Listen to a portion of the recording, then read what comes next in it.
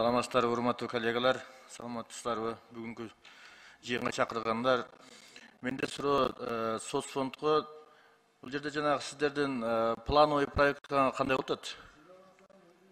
Ар бир жылдык плановый проверка. Ишкерлерди. Шайырбек Кыдыршевич, биздики 2019 жылдан бери мамлекеттик салык кызматына өткөн биздин текшерүүлөрүбүз. Биздин текшерүүлөрдү мамлекеттик салык кызматы жүргүзөт. Ошону мен тактайын дегем да, азыр начисление азыр салык кызматынан болуп аткандан кийин плановый проверкаларды да салык кызматы кылып атат азыр, Ооба. Анда ошол маселени мен азыр айтайын деп аткам. Өз негизинде жанагы ишкерлерди колдоонун негизинде ушу баары эле барып текшере бербестен начисление через налоговый болуп аткандан кийин налоговый эле бир барып текшерип көзөмөлдөп койгон жакшы болот, туура болот.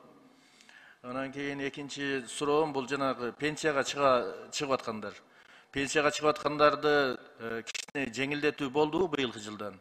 Себеби дегенде өзүңүз билесиз, көп биздин ушу карапайым эл журтубуз пенсияга чыга албай жүрүшөт, кыйналышып. Анан кийин кээ бир айыл өкмөттөрдө барып пенсияга чыгайын десе, хорошо, документтериңди мен өзүм турлап беремин. Анан кийин 1-2 айлыгыңды мен алам дейт экен да. Ошого кандай жеңилдиктер болуп атат? Шайырбек Кыдыршевич, эмени пенсияны автоматташтырып атабыз азыр. Документ чогултууну дагы жөнөкөйлөштүрүп атабыз. Но мыйзам алып кирдик. Биринчи сениядан соцкомитеттен өттү. Палатага алып чыгабыз келерки жумада.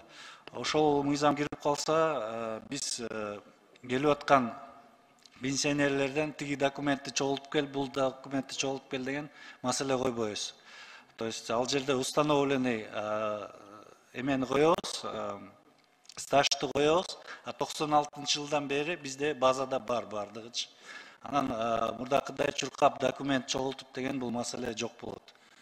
Туура, бул маселени мен былтыр жылдын башында айткан элем, көтөргөн элем. Анан кийин себеби дегенде ар бир жерге барып справка алыш эле өзү жөнөкөй адамдарга кыйын экен.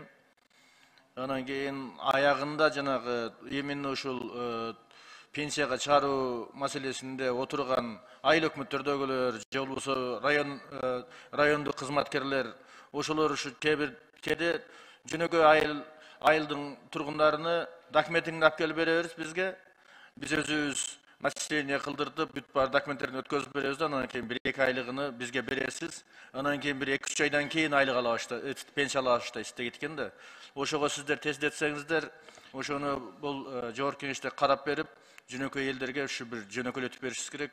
Себеби дегенде азыр бүт бар эле санариптик болуп аткандан кийин ошо санариптикке өтүшүбүз керек да. Бул пенсияга чыгуунун дагы оформлениясын дагычы. Эң туура маселе болот. Түшүндүм. Тиги сиз айтып аткан маселе бул мыйзамсыз маселе. Бул боюнча мен сизге кетип баратып кайсы айылда болгонун, кайсы районда болгонун маалымат алып алайын сизден. Бул боюнча чара көрөбүз.